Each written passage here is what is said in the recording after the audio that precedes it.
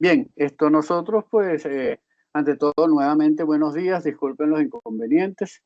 Las preguntas asociadas para este mes pues estuvieron relacionadas con calibración de colorímetros, calibración y aseguramiento meteorológico, sobre los colorímetros, interpretación de la incertidumbre y cifras significativas en el certificado de calibración y calibración de micrómetros, torquímetros y demás, que sería la otra área en la que nos encargaremos, por ejemplo, mi persona, José Luis Rosales, con Cristian Santander, a quien ya lo presentamos. Vamos a ver la primera parte, lo que involucra la calibración de color, interpretación e incertidumbres significativas en el certificado de calibración. Muy bien, dicho esto pasamos a la segunda. Dicho esto, pues bueno, vale la pena decir que esto, la medición de cloro, ozono, dióxido de cloro, etcétera, se usa con estos espectrofotómetros o con estos colorímetros portátiles. Son mayoritariamente usados en campo y se basan en principios de química analítica cuantitativa. Para poderlos ejecutar, pues se requiere hacer la función de calibración, la cual relaciona la absorbancia registrada por el instrumento, ¿verdad?, con los miligramos por litro empleando materiales de referencia certificados. Es decir, el equipo lo que hace es una relación entre la absorbancia que mide el instrumento con los miligramos por litro asociados al material que indica el material de referencia certificado. Estos instrumentos operan típicamente, no quiere decir que todos sean así, pero operan típicamente en dos rangos, ¿no? Un rango bajo y un rango alto. En el rango bajo, por lo general, llega hasta 2 miligramos por litro, en este caso, y en este caso también, digamos, se puede determinar lo que iría desde el límite de detección hasta el valor máximo que indica el rango. En la figura de la izquierda, ¿verdad? A su izquierda, pues bueno, se puede ver cómo el instrumento trabaja lo que serían low range y en high range. Y en el instrumento,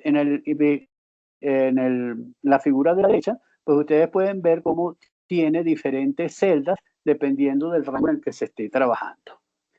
Y para ellos, pues el instrumento es ajustado de alguna manera, que él obtiene esta función de calibración que está en el centro, lo que pasa es que no la vemos evidentemente, y él se ajusta en un par de puntos dependiendo de su necesidad. Está bien, la siguiente. La siguiente, sí. Es común calibrar, el proceso de calibración tradicional, pues es común usar solo 3 puntos, pero el usar solo 3 puntos en estos instrumentos, en estos detectores de cloro, nos trae como consecuencia que no vemos en su totalidad el funcionamiento o el comportamiento global del instrumento. Es algo así como si nosotros calibráramos una balanza solo en 3 puntos y no viéramos su comportamiento completo desde el nivel más bajo, desde la carga mínima hasta la máxima. Es decir, no podemos ver linealidad, no podemos ver excentricidad si hiciéramos una balanza de esa forma. Pues en este caso, también los colorímetros pues tienen ese mismo comportamiento. Si nosotros solo identificamos 3 puntos dentro del rango central, por ejemplo, nuestra visualización solo está limitada a ese campo. Pero no podemos determinar si la lámpara se está desmejorando, si se curva al final por saturación, si no presenta linealidad en todo el rango, lo que nos está diciendo que el instrumento está en decadencia, ¿no? O está en deriva, o está ya no está permitiendo la toma de las diferentes, no está trabajando al 100% de su eficiencia, pues la sensibilidad no es la mejor. Por otra parte, no nos permite estimar los límites de detección, como sería el límite de detección, el límite de cuantificación. Como dije, no podemos ver linealidad, y a 3 puntos, 3 repeticiones, lo que nos da son 7 grados de libertad, lo que imposibilita, pues, ver con toda confianza todo el espectro de comportamiento. Es por ello, la siguiente, enter, es por ello que la propuesta que se hace para calibrar estos instrumentos, la siguiente, Charo. La propuesta que se hace para calibrar estos instrumentos Charo, ¿me escucha? Ok. Para una calibración, pues en estos casos es indispensable establecer la función de calibración. Esta función de calibración es lo que relaciona la señal del instrumento y la correspondencia con los materiales de referencia certificados, en este caso miligramos por gramo.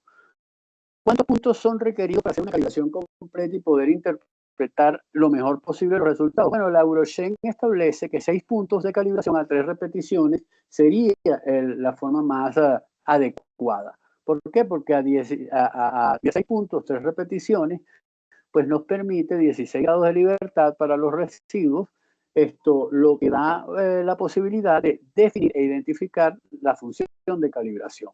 También esto nos permite seguir el principio de funcionamiento del instrumento. Si nosotros leemos lo que sería la calibración, lo que es la calibración en el vocabulario internacional de metrología, dice que se puede establecer a través de una función de calibración.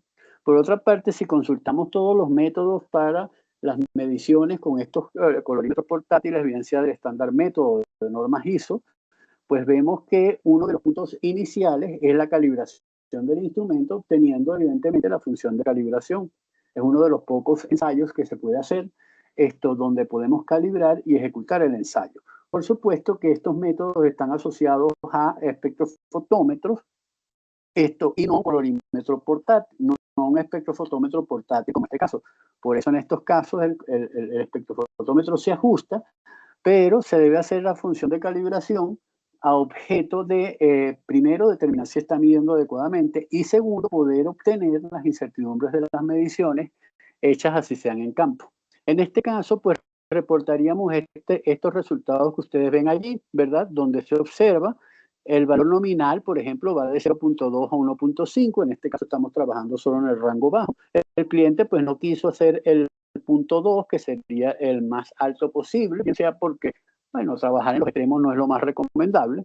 La indicación del equipo estuvo entre 0.21 y 1.46. Fue la respuesta. Las correcciones pues están ahí planteadas. Y aquí se plantea en esta columna la incertidumbre por calibración, es decir, hecha por comparación con nuestros materiales de referencia certificados. Se debe quedar muy claro que esto que estamos reportando aquí en la última columna, en incertidumbre por comparación, corresponde a la incertidumbre de calibración y no corresponde a la incertidumbre de medición del instrumento. Bien, la siguiente. Hecho esto, esto nos permite, ¿verdad?, obtener una función de calibración completa, tal como allí se manifiesta. Fíjense que es una curva de calibración donde se representan exactamente 6 puntos, que son los 6 puntos evaluados. Y como estamos trabajando 6 niveles a 3 repeticiones, pues podemos obtener, por ejemplo, el intercepto y la pendiente, como se refleja en la tablita de abajo, ¿verdad?, en miligramos por litro, y se puede estimar la desviación estándar de dicho intercepto o la desviación estándar de dicho pendiente. Esto sería usando, por supuesto, un K igual 1. Y esta sería, esta representación que tenemos aquí del intercepto y la pendiente es lo que corresponde realmente a la función de calibración. Adicionalmente, gracias a esta calibración completa, se puede reportar lo que sería el límite de detección y el límite de cuantificación del instrumento. Como se puede ver, es 0.01 miligramos por litro para el límite para el intercepto y 0.02 miligramos por litro para el límite de cuantificación. ¿Cómo se hace? ¿Cómo se estiman estos límites de detección, estos límites de cuantificación? Simplemente siguiendo el concepto que establece la Eurochem, ¿verdad?, en las diferentes guías de validación de métodos analíticos, que los pueden consultar sin ningún problema. Una de las formas de obtener el límite de detección y el límite de cuantificación, pues es usando la desviación estándar del intercepto, que sería la desviación estándar del nivel 0, multiplicándola por el factor de seguridad K, y dependiendo de este factor de seguridad, pues estaríamos hablando de un límite de detección y límite de cuantificación. También nos da el coeficiente de regresión, que no necesariamente eso es un indicativo de linealidad, pero por supuesto, si hacemos la representación gráfica de los residuales, pudiéramos establecer que sí es lineal, ¿no? Entonces, esto nos permite una función de calibración obtenida con 6 puntos a 3 repeticiones y nos permite dar toda esa visualización del instrumento. Vemos que el comportamiento es lineal, vemos que no se está saturando el detector, podemos ver que tiene un límite de detección, un límite de cuantificación tal cual como lo dice el fabricante. Entonces sí podemos ver las características completas del funcionamiento del instrumento. Esto lo podemos hacer porque, bueno, podemos manejar materiales de referencia que pueden ir desde 0.02 o desde el límite de detección hasta el máximo que indique cada rango del equipo. Y esto habría que hacerlo para cada rango del equipo. No tendría sentido hacerlo para no hacerlo para algún rango, a menos que no se ejecuten mediciones en ese rango. Bien, entonces, adicional a esto, también podemos dar y podemos brindar información adicional al cliente, ¿no? En este caso, la siguiente lámina, por favor. En este caso, pudiéramos nosotros, por ejemplo, representar la incertidumbre de calibración completa. También permite obtener la incertidumbre del valor por regresión. Es decir, con esta ecuación podemos determinar simplemente la incertidumbre asociada a ese valor predicho justo donde solo involucra la regresión. Esto nos permite elucidar qué tan buena está la regresión, porque esto, tal cual como se ve en esa ecuación grande, que no es la idea explicarla aquí toda, pero ese primer valor de S que está ahí representado, ese primer valor de S en la primera ecuación, eso es la desviación estándar por regresión, y mientras esa desviación estándar por regresión sea más pequeña, pues evidentemente la incertidumbre asociada a la regresión es mucho más pequeña.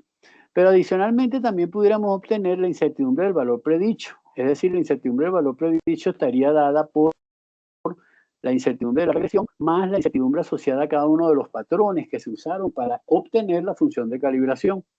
Entonces, además de darle la incertidumbre por calibración en esta tabla, que es la misma que habíamos visto antes, además de entregar la incertidumbre por comparación, que sería la incertidumbre de calibración, en el primer punto sería, por ejemplo, 0.011, pues podemos entregar la incertidumbre de medición, esta sería 0.041, y esa es la incertidumbre asociada a la medición cuando el instrumento es usado en campo. Esto también podemos ver si representáramos esta incertidumbre con más cifras significativas, podemos ver que la incertidumbre crece al principio, 0.41, es más grande, esto comienza a disminuirse y vuelve a aumentar en el último punto, como se ve, 0.041. Este comportamiento normal de cualquier función lineal, donde los errores se minimizan en el centro. Pero siguiendo en la representación gráfica de las incertidumbres con no más de 2 cifras significativas cuando son equipos exactos, es precisamente por eso, porque no tiene sentido representar más cifras después de la segunda, y por eso es que vemos que la incertidumbre de medición más o menos se mantiene en 0.04 si lo representáramos a una cifra decimal. Y en todo esto es lo que se consultó respecto a colorímetros. También hubo una pregunta asociada a qué métodos podemos usar para la calibración de colorímetros. En la siguiente lámina, Charo, podemos ver los métodos existentes y pongo entre otros porque pudieran haber más. Esto no cabe la menor duda. Pero está, por ejemplo, el estándar método, el 4500 CL, y dice cómo hacer la función de calibración. Si bien es cierto, es la medición de cloro, ahí dice cómo obtener la función de calibración en estos colorímetros usando el DPD. Claro, está asociada a espectrofotómetros y nosotros la podemos extrapolar a colorímetros, a la determinación de colorímetros. La ISO 7393 igualmente también usa el mismo sistema. La EPA 330.5, método equivalente al DPD, también usa la misma, usa la función de calibración y también puede ser usado para la calibración de colorímetros. Bien, eso sería todo en cuanto a lo relacionado de colorímetros. Si hay alguna pregunta, pues con todo gusto se puede responder y estamos aquí para ayudarlos. Respecto a la otra parte, a la otra consulta mayoritaria que existió, por favor, enter, Charo. corresponde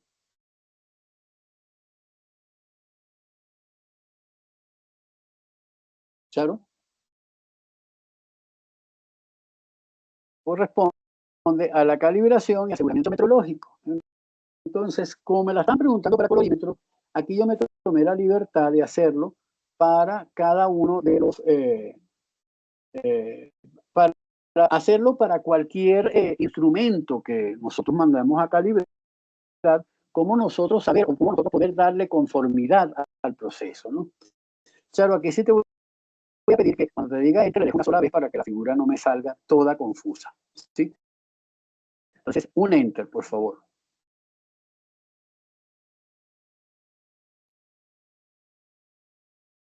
Ok, supongamos que nosotros tenemos un ejemplo, voy a poner un ejemplo de producción, ¿verdad? El ejemplo de producción vamos a suponer que queremos producir, ¿verdad? Valga la redundancia, un producto cuya concentración en algún componente activo se encuentra entre 80 miligramos y 120 miligramos. Esto es un ejemplo que yo le digo a las personas, bueno, imaginemos que es aspirina, o sea que es ácido acetilsalicílico, y que se quiere producir en la industria farmacéutica. Por supuesto, estas tabletas que tienen 100 miligramos de ácido acetilsalicílico, pues son ejecutadas a través de un proceso de producción. Pero la tableta debe tener entre 80 miligramos y 120 miligramos a objeto de decir que no tiene una deficiencia para que la potencia sea buena y no tiene un exceso tampoco que vaya a esto a tener efectos dañinos o sobre el ser humano, ¿no? Entonces, la especificación del producto es más o menos 20 miligramos, si apuntamos a 100, y tiene un delta de 40 miligramos, que es la diferencia que existe entre 120 y 80. Como esto es obtenido a través de una máquina, un proceso productivo que va produciendo las diferentes tabletas, entonces esa máquina tiene una tolerancia, un solo enter, Charo.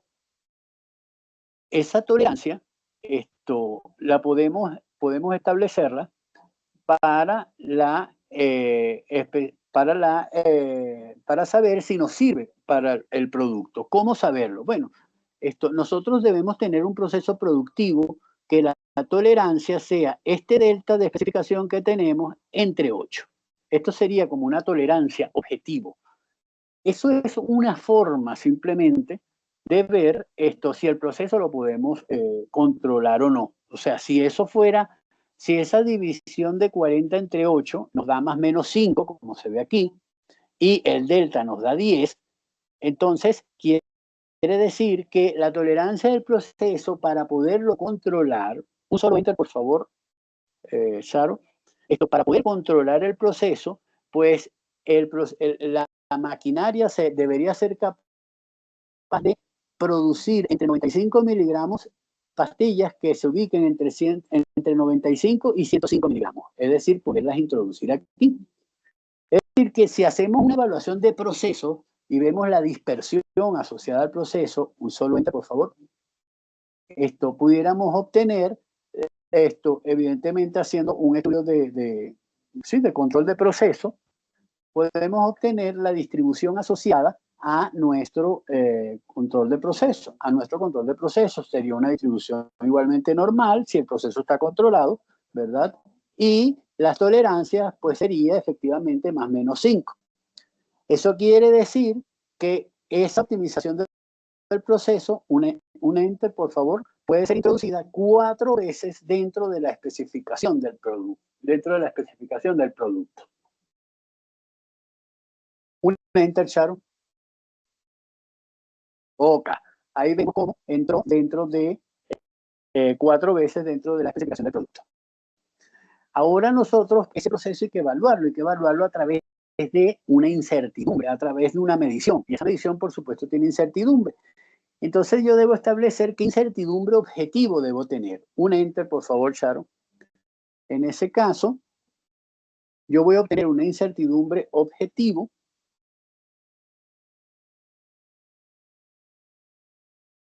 Un enter, Sharon.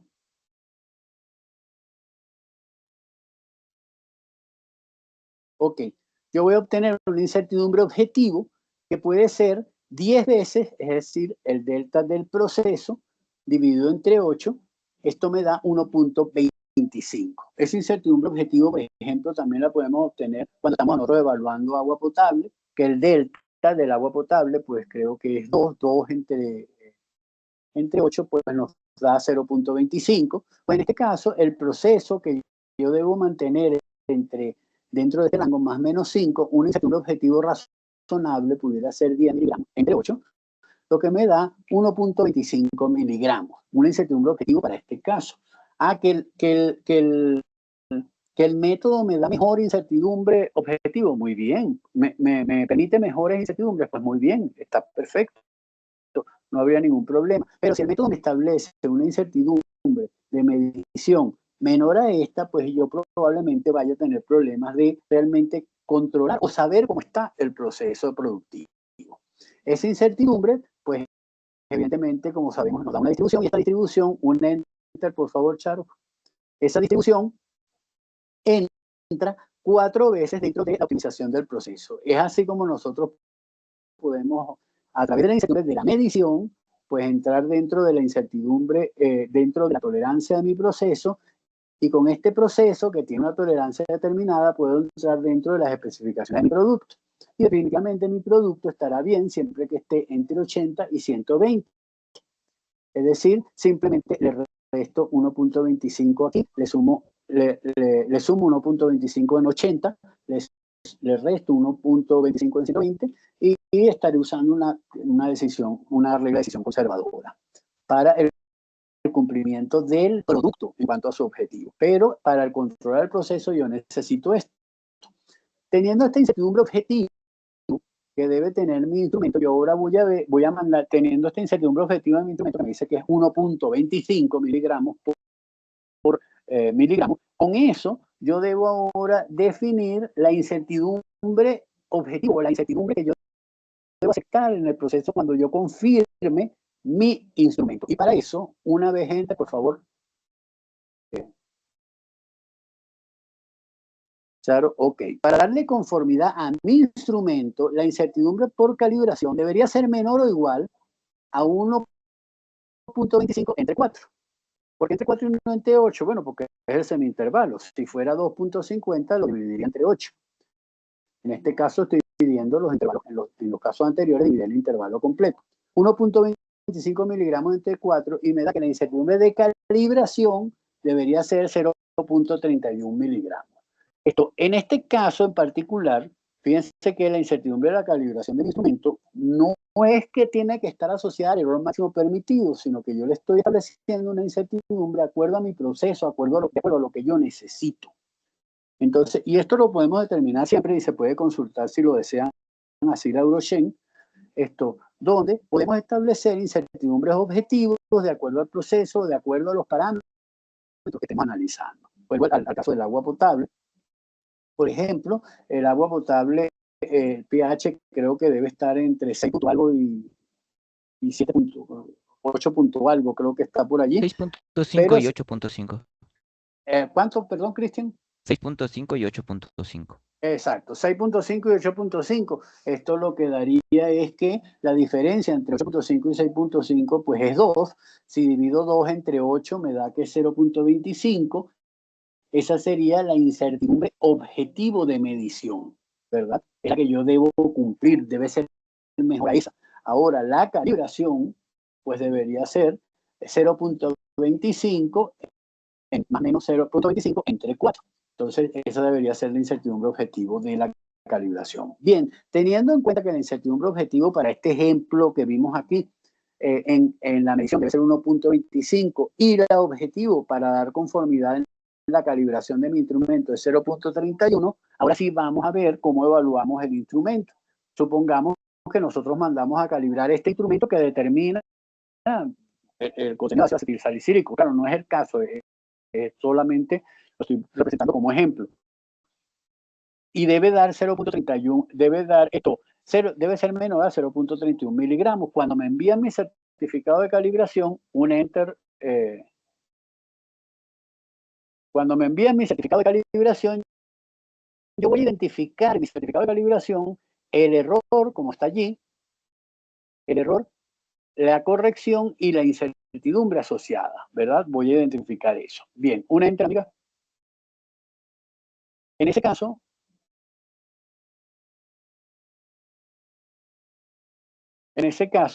¿verdad? Voy a tomar el error que me da el certificado más la incertidumbre asociada al certificado y debe ser menor que 0.31 miligramos. Si eso es así, quiere decir que mi instrumento está conforme. Un enter, por favor. Al estar mi instrumento conforme, yo en este caso, otro enter, amiga, yo en este caso estoy utilizando una regla de decisión, ¿verdad? Estoy haciendo una confirmación metodológica y estoy usando una regla de decisión conservadora. Otro enter, amiga. Esa regla de decisión conservadora lo que me está diciendo es que yo estoy dispuesto a aceptar, ¿verdad?, un límite inferior y un límite superior, pero le estoy restando mi incertidumbre y dentro de este intervalo es donde yo voy a dar la aceptación para mi instrumento, el que yo mandé a calibrar. En este caso, pues sí, y estoy conforme. Otra vez, por favor. Aquí estamos usando una regla de aceptación conservadora, ¿verdad? Esa regla de aceptación conservadora me dice que yo, toda la aprobación que yo estoy dando, estoy garantizando siempre un 97.6% de probabilidad de cumplimiento y estoy garantizando un 2.4% de riesgo. Puedo tener un 2.4% de riesgo como máximo. Es decir, la probabilidad de cumplimiento supera el 97.6% y el riesgo está por debajo del 2.4%. Eso se hace a través de esta ecuación última que está aquí, ¿verdad? Es un poco grande, no vamos a entrar en ella, pero se puede consultar en las guías de la GUN y en las guías JGSP, ¿verdad? Donde se define cómo interviene la incertidumbre en los procesos de dar conformidad metrológica, bien sea con una especificación, bien sea con una especificación de producto, medición o cualquier aspecto que aplique. Un enter, por favor. Ok, teniendo ese enter, pues hay esa conformidad, pues nosotros nos preguntamos, ¿permite ajuste o reparación? Si permite ajuste o permite reparación, pues entonces nosotros podemos volver a calibrar. Si no permite ajuste o no permite reparación, otro enter, por favor. ¿Aló?